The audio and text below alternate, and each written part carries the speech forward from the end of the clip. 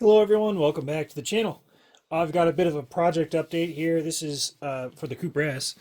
Now, as you've been following along on the project, we know that we've had to do an engine rebuild and we're going to have to replace the pistons because the pistons that were fitted were a set of flat top pistons and they gave the wrong compression ratio. We had a roughly 11.5 to 1 on that engine and it just was too high for the intended application. So, two things have happened.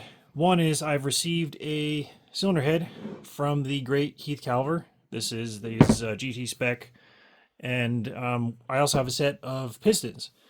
These are the pistons from Mini Spares, but I've had to have AC Dodd remachine them to give me the correct piston dish and height.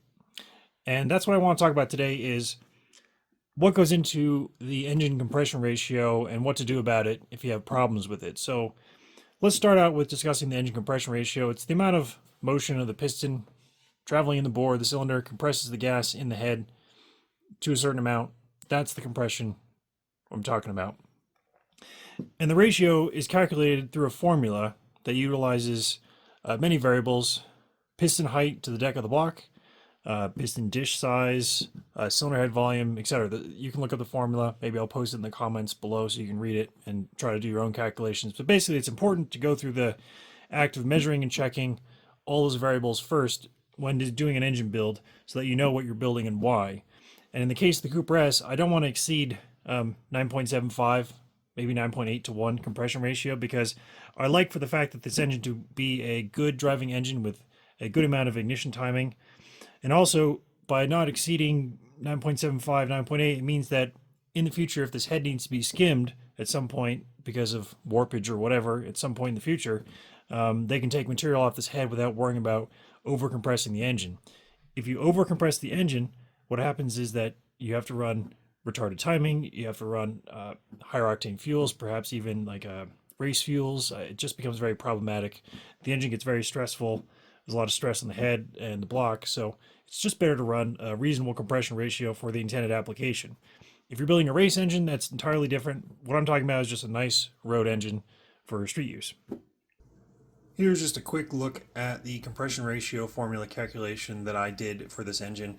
The target was 9.5 to 1, and the rest of the numbers are basically just information about the engine, bore, stroke, ringland, head volume, etc. So I had a 24 cc head volume that gave a 9 cc piston dish with a 5 thou deck height.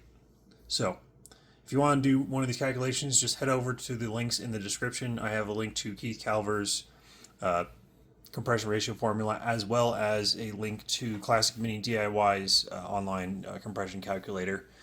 Just plug in the details and it'll spit out information for you. Anyway, so the two biggest variables are, again, the height of the piston to the top of the block, the dish size of the piston, and the chamber volume. And going through the calculations on this engine, I determined that I needed to have a chamber volume of the head of 24 cc's. And if you look at this head, the way that's achieved is by grinding out this chamber.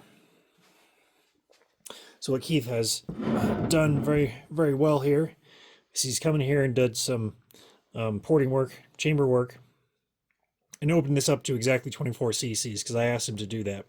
So knowing that we have 24 cc's in the head, we can then work out what to do with the pistons.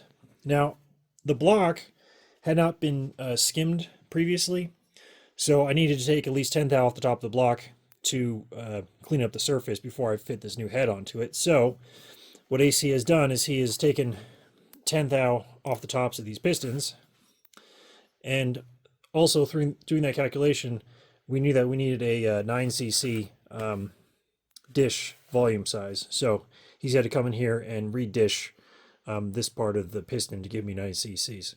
So that's what AC's done for me and for this engine build. And it's absolutely critical to get these details right, because if you think you can just buy pistons off the shelf, fit them to your engine, and it'll give you the right compression ratio, you'll be wrong, because you absolutely have to measure and check everything first in order to get the proper output of your engine. Don't assume.